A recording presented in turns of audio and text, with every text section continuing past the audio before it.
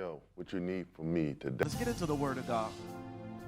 Matthew 4, 8 and 9 says, and again, the devil taketh him up into an exceeding high mountain, and showeth him all the kingdoms of the world, and the glory of them, and saith unto him, all these things will I give thee, if thou wilt fall down and worship me. Now Matthew 17, 1 and 2. And after 6 days, somebody say, after some time,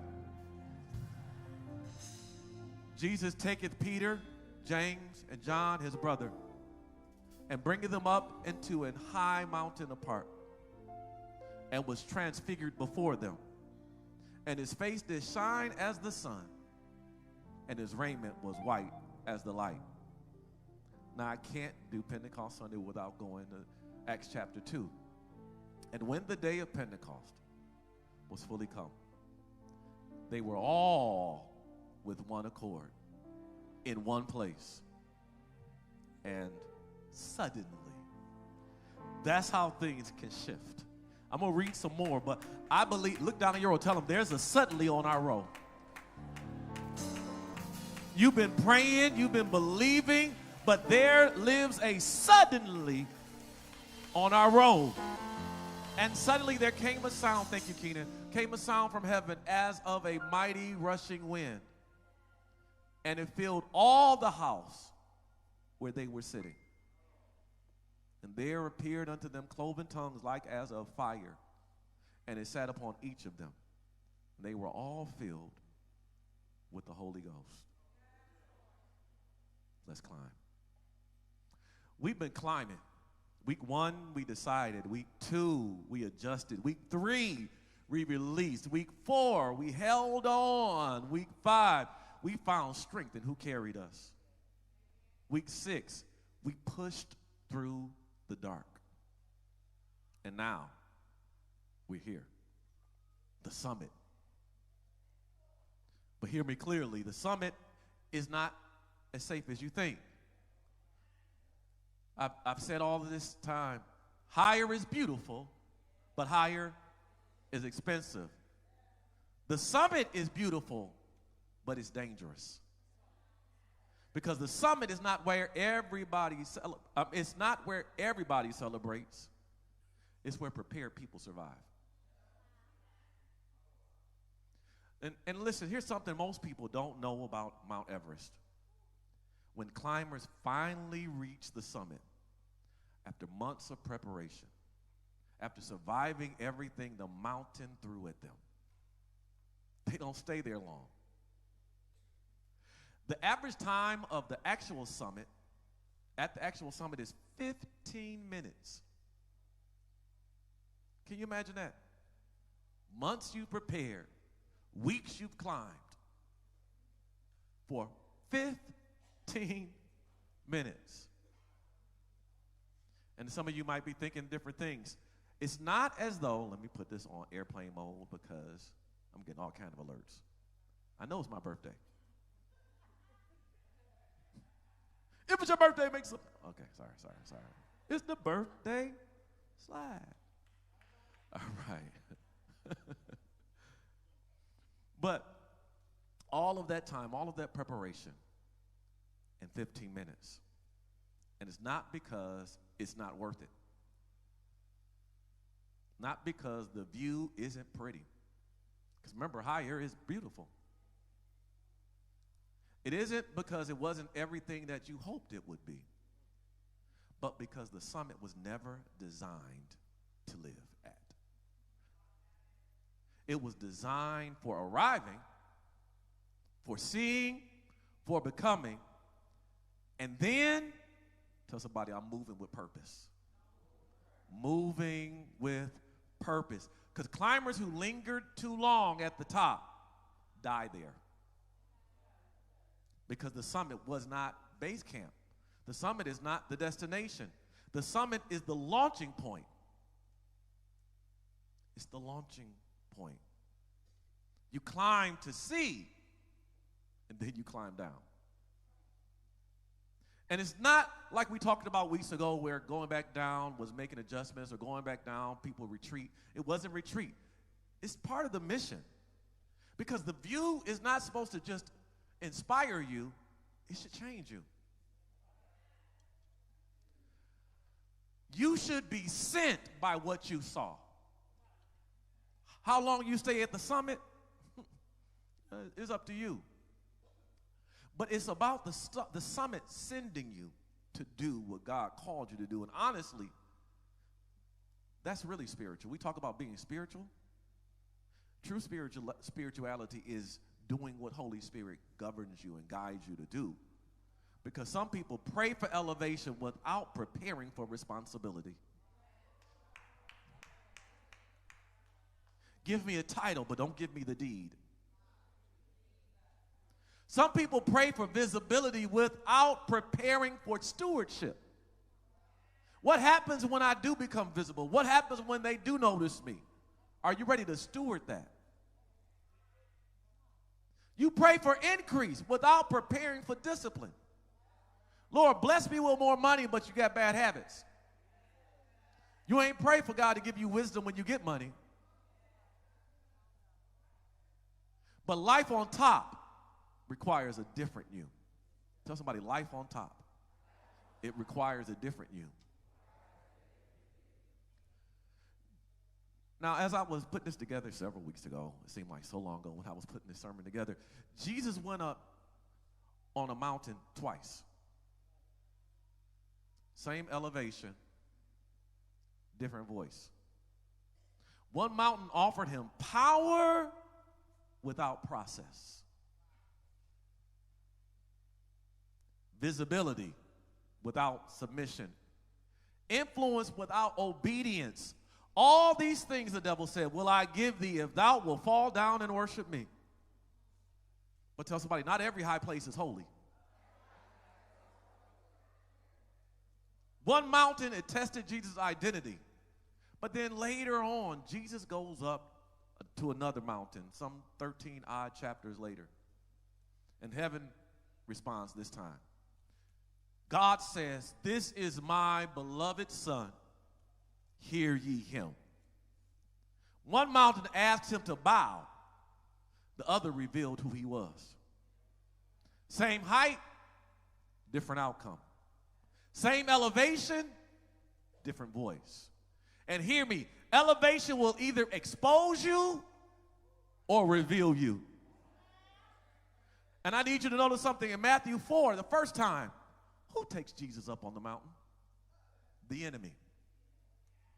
He initiated the ascent. He chose the elevation, but he controlled the view. In Matthew 17, who takes the disciples to the mountain? Jesus. He initiated the ascent. He chose who came. He controlled what was revealed. And hear me clearly. Not every high place is holy. Not every elevation is from God. The enemy can take you somewhere high too. Show you something impressive. Make it feel like it's your destiny.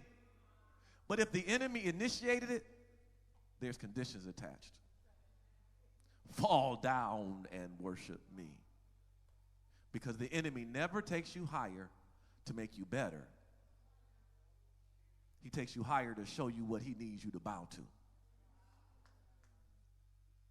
But when Jesus takes you up, there are no conditions. There's only revelation. This is my beloved son. Same mountain, different voice. And the difference is not elevation. The difference is who took you there. The difference is who took you there. That's why everybody can't survive higher. Because higher exposes people's motives. Because some people saw the potential in you, and when you got up high, they only helped you get up high because they were a lingerer. You know, some people linger around you, right? Some people, they linger around you. Why? They straggle. You know what a straggler is? A straggler is a person that's close enough to you that if you make it, they'll tell you, see, I always knew you could do it.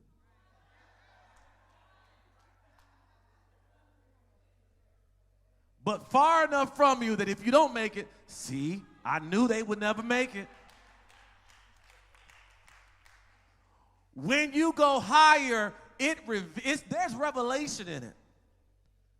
People's motives come out. Their real nature and character comes out. Whether or not they disciplined or they're chaotic comes out. Their emotional maturity comes out. And you find out whether or not they're spiritually stable. Higher reveals what pressure was hiding forever. And if we're honest, some of us started this climb thinking the reward was arrival. When we get to the 50 days, I'm going to shout. I ain't drank all 50 days. I can't wait till the 51st day. You like Adam Sandler, 51st dates, Forgetful Lucy. And if we're honest, you could not wait till the day. You've been giving God all that you could and just to move on from here. But after 50 days, we understand something deeper now. The real reward of the climb is who you became on the way up. We didn't just climb mountains, we broke cycles together. We, Impact City, broke cycles together. We, Impact City, began to develop discipline in areas where we always hoped to have discipline. We learned obedience. We survived pressure. We let things go. We matured emotionally. We became stronger spiritually. The climb changed us. Somebody give God a quick praise that the climb has changed you. Because when we look back, week 1, we decided we couldn't stay at base camp. Then week 2, we learned how to breathe differently because we started experiencing rarefied air. And then week 3, we released what couldn't survive higher. I remember that altar call where so many people came to the altar letting things go. And then week 4, we held on to the things we needed to hold on to. We held on to what God said hold on to, even though pressure increased.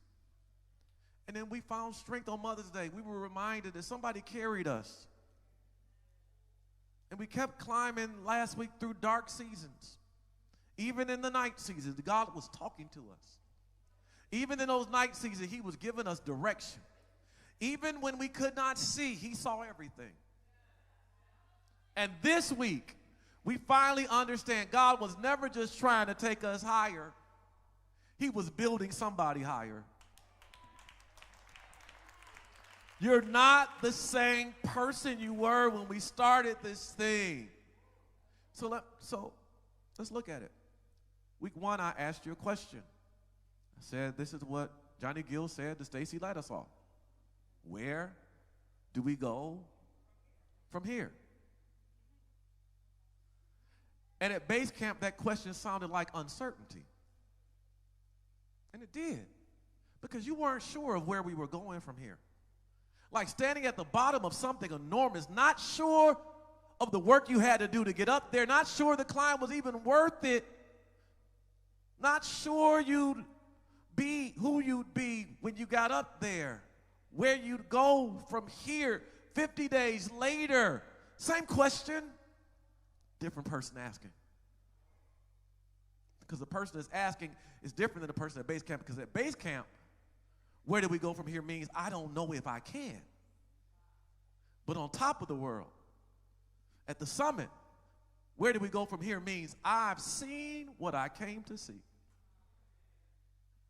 I've become who the climb was making me. Now what I do with it. What do I do with it? Same question, completely different answer. Same mountain, same elevation. It's dependent upon who takes you there. The question depends upon who's asking. Who is asking this, the person at the beginning or the person who's made it? I think there are many of you in this room that have climbed all this way because you're ready to ask some different questions. Where do we go from here, God? Because this is high. This is summit. I'm different now. I'm no longer the person at base camp, because at base camp, the question came from fear. At the summit, the question comes from purpose. At base camp, you were asking God which direction to go. At the summit, God is asking you, are you ready to be sent? And the answer after 50 days of climbing is Y-E-S. We are ready. The Bible says, and he was transfigured before them, meaning Jesus didn't just go higher geographically. Something became visible at a higher altitude that everybody couldn't see lower. People are going to start seeing you different because you've gone higher than you've ever gone before. And some of you know exactly what that feels like, because pressure revealed the strength that was already in you. The responsibility revealed maturity that was already in you. Pain revealed endurance that was already in you. Dark seasons revealed wisdom that was already in you. There are things God built in you that only became visible at higher altitudes. Higher is beautiful. Higher is expensive. And if I'm higher, I'm expensive. Tell somebody, don't play me cheap now. My worth went up. Come on, my value has gone up. The upgrades hit. As I was climbing, I was upgrading myself. So don't get it twisted. Don't think I'm the same Egyptian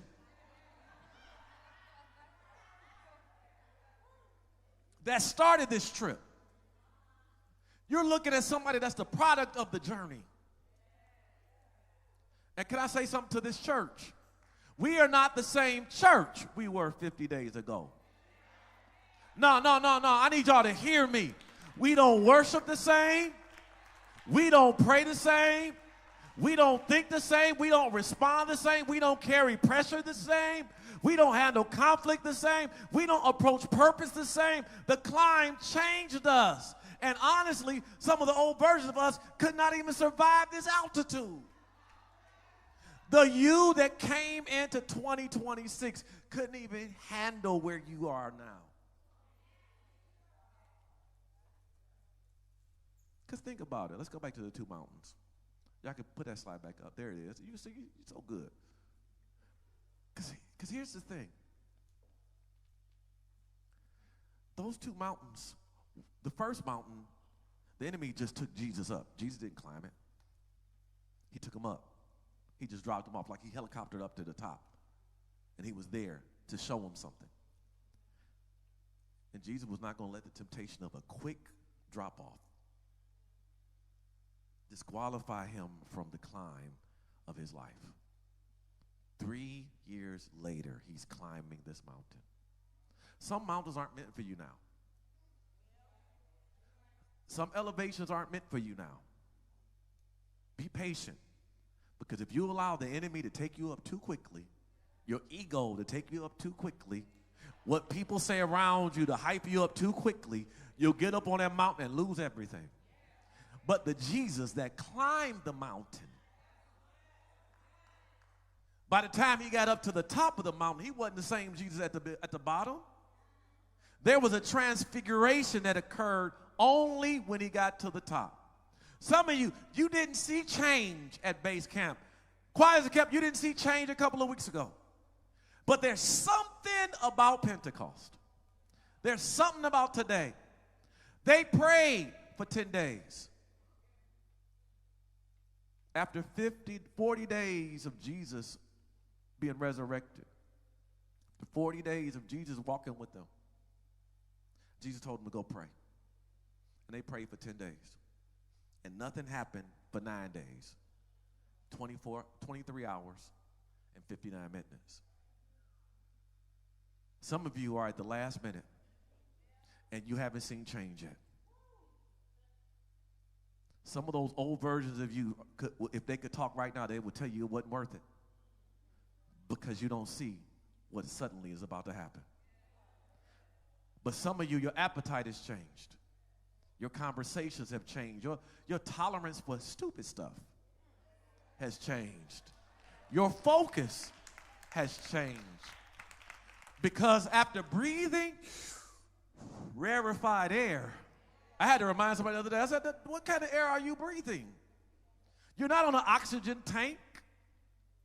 You're breathing rarefied air. It's rare because not everybody can handle it.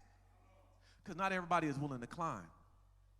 And you can't breathe low-level thinking at a high altitude. Touch somebody, tell them, we grew up here. The climb changed us. And that's exactly why Pentecost matters. Because Pentecost was not just noise. If we breeze by it too fast, we'll think it was just a whole bunch of noise, a whole bunch of shouting. But that's not what it was. It wasn't just noise, it was fire in the room. It was not just emotion, not just fire, it was transformation together. They were all with one accord, in one place. They entered one way and came out another. You can't enter into the city the same. They came in uncertain and came out bold. They came in hiding and came out empowered. They came in surviving and came out sent. The summit is not just a selfie moment. Because some of you get to high places, and all you do is take selfies. You take selfies in your new office. Look at me. I'm corporate me. This is me. Look what God did. Yeah. That's cool. It's good to have that memory. But that's not why you're there. You're not there to take selfies. You are there to encounter what God has blessed you to get to. This Pentecost is where God speaks. This Pentecost is where fire falls, where your purpose should become clearer, where your assignment gets released. And hear me clearly, you didn't climb just to stand here, you climbed to become here.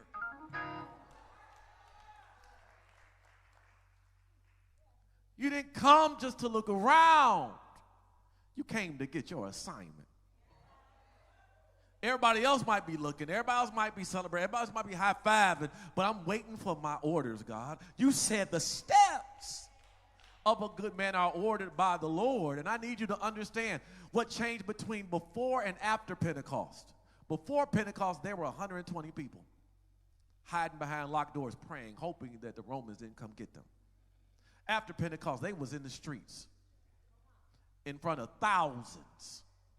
Before Pentecost, Peter denied Jesus 3 times to a little servant girl.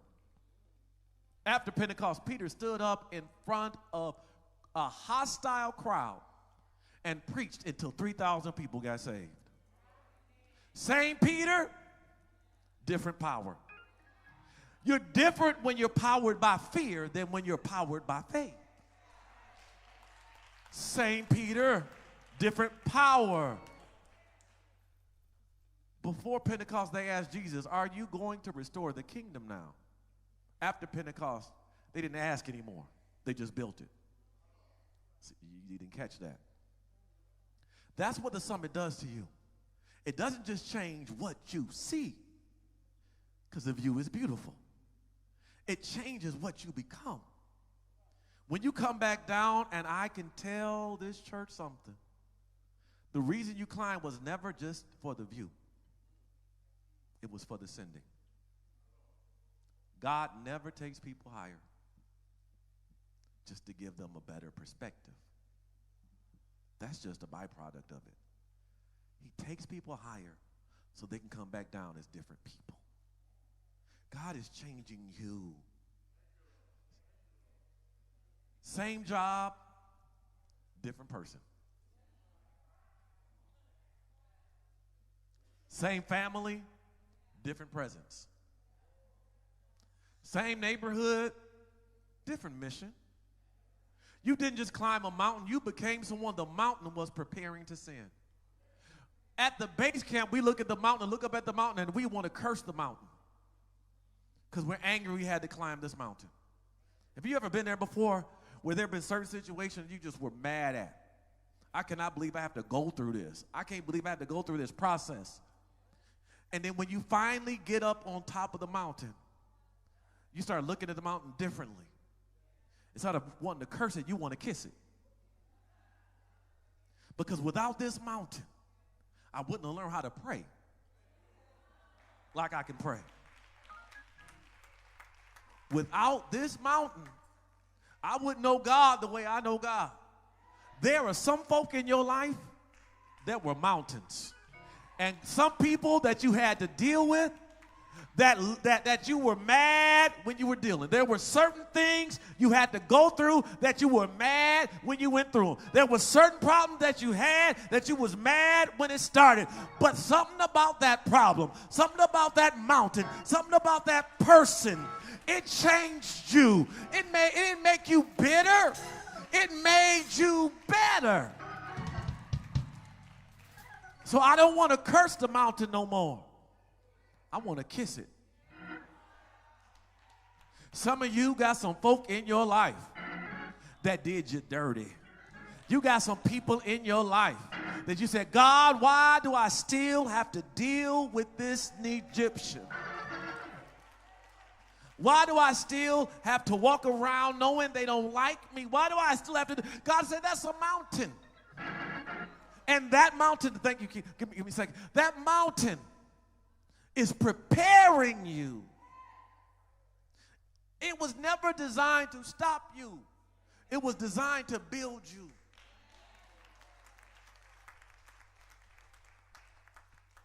So that life on top, you only got that because you had to climb the mountain. That new perspective that you got, you only got it because you had to climb the mountain. If you had stayed at the base or walked around it, you never would be who you are. If you didn't have them bad relationships, you wouldn't recognize what a good one was. If you didn't have all them bad jobs, you wouldn't know that you got a good job.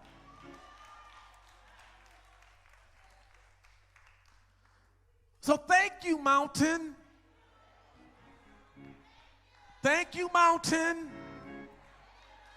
Some folk you got to send a thank you card to. It's going to blow their mind.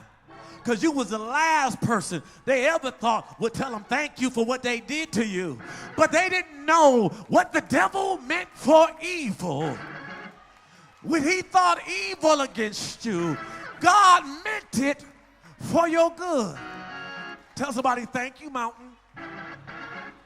I don't know who that mountain is. That mountain might be your family. That mountain might be your friends. That mountain might be your frenemies. That mountain might be a job. That mountain might be your second ex or your third ex or your fourth ex. You got so many exes, they about to shut you down.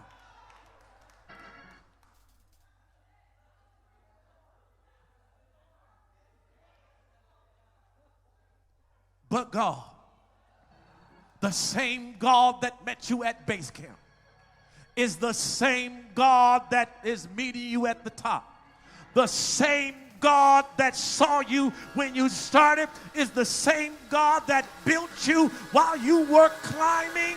Somebody in here was not made at the bottom. You weren't made at the top. You were made in between. And I need you to hear me clearly. You didn't know how much the mountain made you. It shaped you. It sharpened you. It strengthened you. Even though you hated the climb. Because let's not make it really pretty, because some of you really hated the climb. You hated going through that season. You hated separating. You hated all of that. But baby, let me tell you, after the climb, when you finally get to the top, it might not have looked good at the bottom. It might not have looked good halfway up, but baby, when you look around, when I look back over my climb and I think things over, I realize that my good days outweigh my bad days. When I look back over my climb and I realize that the people at the bottom are still at the bottom. When I get back down there, they'll realize that I wasn't the same person that they said goodbye to. But I'm the same person that when I get back around them, I know how to say goodbye again. Somebody tell the mountain, say, thank you, mountain, for every rock, for every trial, for every hater that became my elevator,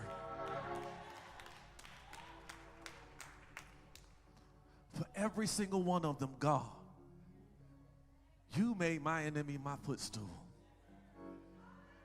And in dark seasons, the night seasons, you spoke to me when nobody else would pick up a phone. And you told me to keep climbing. And now that we're on top, on Pentecost Sunday, I'm expecting fire to fall. Listen, what are did your expectations shift after this? Listen, I'm already 2 sermon series ahead. I'm in the middle of August writing my sermons now. But I changed because what I had in January shifted because of the climb. We started the climb. There was no such thing as the power station. When we started the climb, there power burst looked like it was at my kitchen table, because it was. But there are upgrades that need to happen while you're climbing. There are things that have to shift when you're climbing. When we started the climb, we were just on Facebook. Now we're on Facebook, YouTube, and Instagram. And it's not about us showing anything off. It's about us getting more climbers. Because some of you came along after we left base camp. Some of y'all came along last week. But we're here now. And I'm going to ask you the same question that I asked at the beginning. Where do we go from here? I say we go into purpose from here. I say we walk into destiny from here. I say we live all of the stuff that we carry to the top. We leave it there as a monument, because I won't need that where we're going. I won't need the Sherpas no more, because now I'm walking in purpose. I'm like Moses. Moses went up on top of the mountain to get the 10 Commandments, and he came back down to purpose. God put something in his hand to use for his next. God has put something in your hand in this season for your next. Who am I talking to today? Who believes God is about to send you into something greater? Who believes that? Come on, come on, come on, come on. Who believes that? Who believes God is about to send you into something greater? Come on, we didn't just survive this series. We were transformed by this series, because there were mornings you were tired, days you wanted to quit, moments you didn't understand what God was doing, seasons where pressure felt heavier than progress. But look at you now. Touch somebody, tell them, look at me now. Look at me now. Because you adjusted, you endured, you released, you matured, you broke through, you climbed up, you left the haters in your past, and now look at you. Look at you. On top, on top, on top, on top, on top, on top, on top, on top, on top. Everybody standing. Come on, come on. I need you to make a declaration real quick. I need you to say this from your belly. I will live different because I became different. I'm not the same person I was at base camp. I'm at the summit. I'm higher, because higher is beautiful and higher is expensive. Tell somebody, now my cost has gone up. My value has increased because the climb has changed me. Listen, if this climb has changed you, God has strengthened you, if you've survived that thing that should have broken you, if you know you can't go back to who you used to be, I won't go back. I can't go back to the way it used to be.